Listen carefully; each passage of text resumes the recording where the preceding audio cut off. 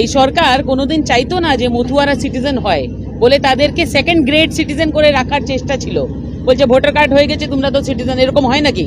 কিন্তু বাংলাদেশ থেকে কত মুসলমানদেরকে নিয়ে এসে ভোটার কার্ড দিয়ে দিয়েছো, তো ওরা কি তোমার ভাই ভাবতে যা হতে পারে কিন্তু সিটিজেন নেই। এটা যাঁচের বিষয় আছে, সিবিআই যাঁচের দরকার আছে যে এইগুলো কি করে মানুষ মারা যাচ্ছে।